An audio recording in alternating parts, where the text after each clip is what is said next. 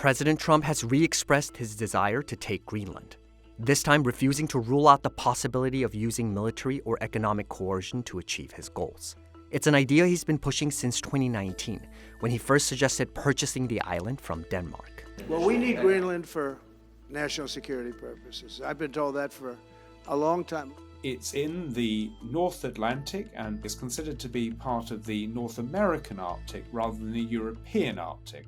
So if you're Trump, you might reasonably look at a map and say, why isn't this a territory under either direct American control, in other words, a 51st state, or in some kind of closer relationship?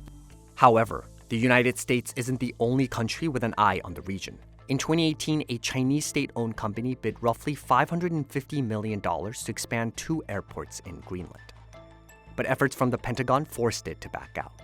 Meanwhile, Russia has been reopening old Soviet military bases across the Arctic since 2015, including Nagurskoye, located just 600 miles off the northern coast of Greenland. So how did this island with a population of just 56,000 and an ice sheet covering about 80% of the territory gain such geopolitical significance? And why is President Trump so eager to acquire it?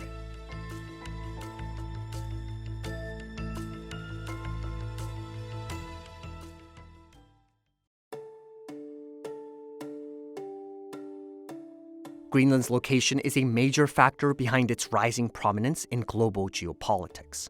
To start, the sea around Greenland is part of what's known as the GI-UK Gap, a strategic transit route located between Greenland, Iceland, and the United Kingdom. Securing this choke point has been essential in America and NATO's efforts to contain Russia's naval forces and stop a potential threat. That was a connection or a waterway that would allow the Soviets coming out of their Murmansk bases and naval bases to project naval power into the Atlantic to cut the United States off from its allies in Western Europe during the Cold War. This is still an arena of very active undersea activities. The Russians have been modernizing and continue to put at the forefront of all of their defense dollars, and at least in their Navy, in their nuclear submarine and undersea capabilities. Now the potential of adding in the Chinese Navy is not something to be forgotten. As China and Russia expand their influence in the Arctic, Greenland's location has also become vital to America's ballistic missile warning system. When we were locked in a Cold War with the Soviet Union, the bases in Greenland, which were radar as well as air bases, Thule being the most notable, allowed us to have early warning of a Soviet missile launch or bomber attack against the United States. Today, thanks to a 1951 defense treaty with Denmark, the US still operates one military base in northern Greenland, renamed Bidufik Space Base from Thule Air Base. Now, in the recent past, with China's rise and it tripling the size of its ICBM ballistic missile arsenal, once again, Greenland plays a national defense role because of its geography. And that base is extremely important to the defense of the United States and, quite frankly, of North America, to include Canada. Greenland's location also poses a unique economic opportunity thanks to its proximity to Arctic shipping routes. Shipping over Arctic routes saw a 37% increase between 2013 and 2023. As the Arctic ice flow has changed in the recent past and is projected to continue changing, opening up Arctic shipping routes, you have several lucrative potentials there. For Greenland's role in geography, it's the Northwest Passage that would connect the Pacific all the way over into the North Atlantic. Of course, there's an alternative, which the Chinese and the Russians have been using, the Northern Sea Route. And that's basically the same places on either ends, but just goes along Russia's coastline. In 2018, China also announced its intention to construct a polar Silk Road, linking China and Europe through the Arctic Ocean. All in all, Greenland is almost, if you like, a kind of ground zero for how the Arctic has become more and more geopolitically and strategically significant.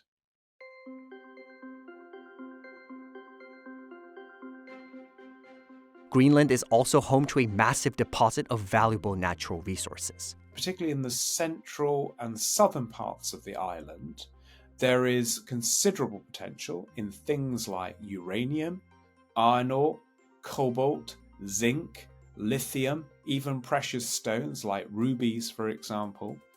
And the key area of interest is these critical minerals that are sometimes called rare earths that are used particularly in things like electric cars, wind turbines, the very thing that makes the electrification, if you like, of the economy possible. Of the 34 minerals considered critical raw materials by the European Commission, 25 are found in Greenland. The country is estimated to have 1.5 million tons of rare earth reserves, compared to 1.8 million tons in the United States. The other thing that organizations like NATO have drawn attention to, that if you look, for example, in the composition of modern weapon systems, it is absolutely staggering how many minerals are integral to things like tanks, missiles, ships, and the like. And most of those minerals would be considered to be either at high risk or extreme risk in terms of security of supply. And in terms of rare earths, China is absolutely a dominant player. China has the largest reserve of rare earth elements, accounting for about 60% of the world's production.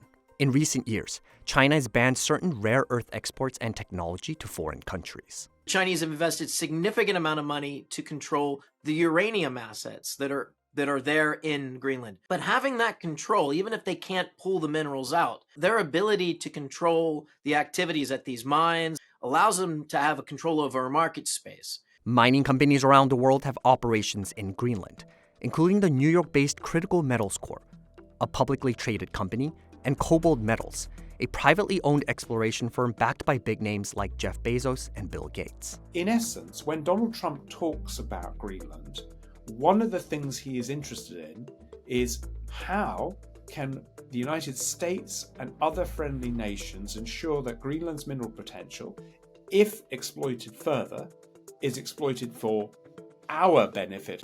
Or he is also preoccupied with stopping China develop a foothold in Greenland and then dominating Greenlandic resources and then creating a further stranglehold on rare earth supplies globally.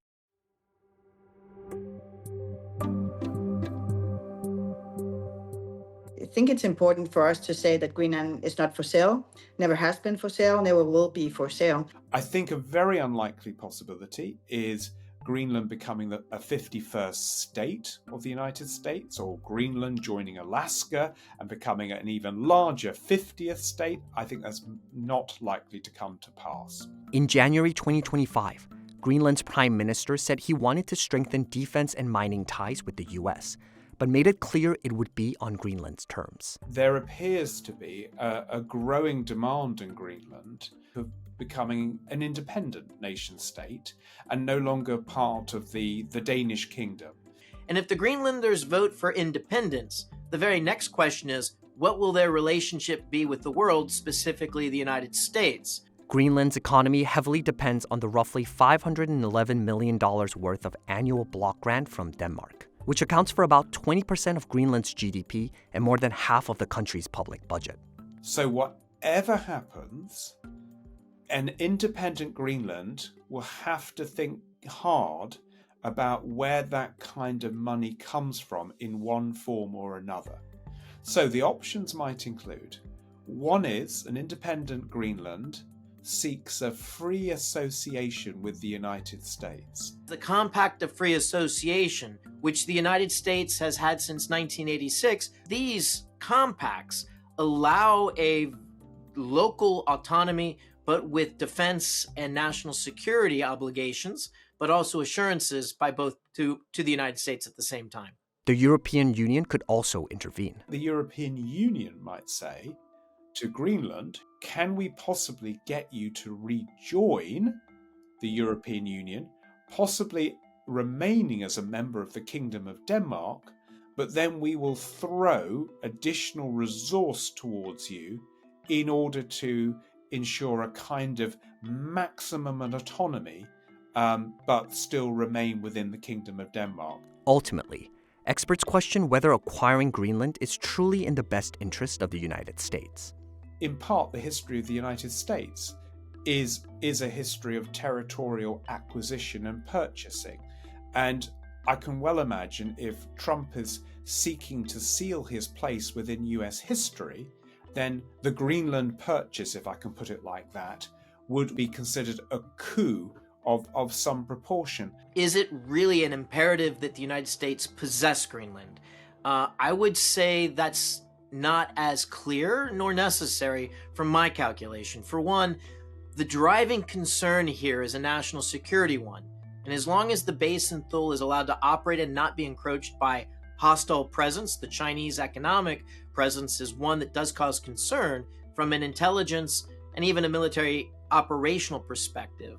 As long as those minimum standards are not crossed, I think the United States' number one concern is addressed.